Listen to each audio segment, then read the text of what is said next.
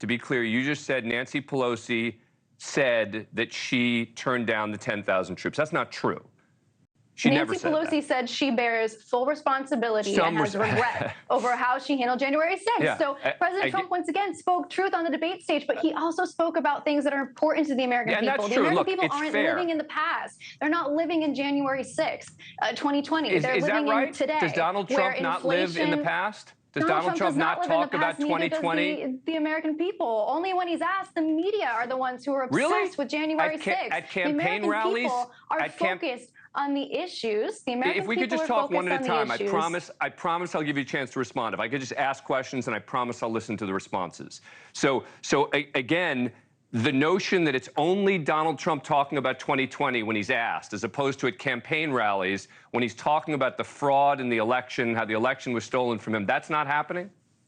President Trump has said success is going to be our revenge. It's the media that wants the American people to be obsessed with January 6th. But President Trump is focused on the issues that are most important to the American people today in 2024, which is the fact that we have an economy that is broken because of Joe Biden. We have a border where millions of illegal immigrants are coming across, killing innocent women and children. The reason President Trump dominated on that debate stage last night was because he spoke truth about the issues that are most important to the American people. President Trump has said he will accept the results of an election if it's free and fair. I don't know why anybody would want him to accept the results of an election that isn't free and fair. That seems like something that occurs in banana republics. But President Trump talks about this when he is asked, but he's focused on what's important to the American people. And that's not January 6th, 2020. That's today in 2024, where we've got a lot of problems. And President Trump addressed them last night with clarity, with strength, and with passion for the American people. So you say that he said he would accept the election if it's free and fair. He doesn't view the 2020 election as having been free and fair. He's made that clear, even though none of his claims have been supported by any courts. And that makes you think that no matter what happens, he's going to have, if he loses, he will have some explanation as to why it's not free and fair. The way typically this works is you litigate what the rules ought to be before the election, and you disagree sometimes, you don't like the changes, it happens in every election, but you accept the results of them no matter what, because that's so critical to our governance and our democracy. When you have the caveat of if it's free and fair, it's kind of an out, no? Would you encourage somebody to accept an election result that isn't free and fair? Would you encourage that in a democracy? If it's not free and fair, would you encourage that? You litigate. Would you encourage a candidate to accept the results of an election that isn't free or isn't fair? You asked me a question, I'll answer it.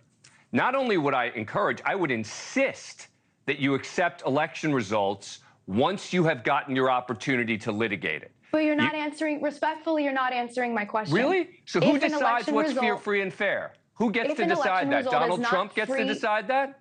If an election is not free and fair, that is the thing of banana republic. So President Trump has said if it's free and fair, he will accept the results of the election. Are there any questions you would like to ask me that are on topics that the American people care most about? You asked me that question. That would be such a good use of our time for the American public. Fair enough. You asked me that question, and I responded. So on that one, you got to give me a pass. But let me ask you a separate question. If the Democrats decide to pick another candidate, to push Joe Biden out, to somehow convince him to drop out, it's going to be tough for them to get him to drop out. But if that were to happen, there have been polls that have indicated that a generic Democrat would do much better against Donald Trump, particularly in the battleground states. Would you be concerned if Democrats decided to drop Joe Biden and pick another, let's call it more generic Democrat? Well, I'm glad you bring this up because there's a more important point to be made, which is that, I actually would like to offer a moment of silence for the Biden campaign because last night was not a debate. It was the death of Joe Biden's presidency and his candidacy. And it was also the death of the last remaining shred of credibility that the liberal mainstream media and the Democrat Party have with the American people. The American people woke up to headlines this morning on the front page of the New York Times and in their opinion columns calling for it's time for Joe Biden to go. Where were you 4 years ago? The Democrat Party and the liberal mainstream media have been carrying water for Joe Biden for a long time now. They have known about his issues on competency. Thank you for watching.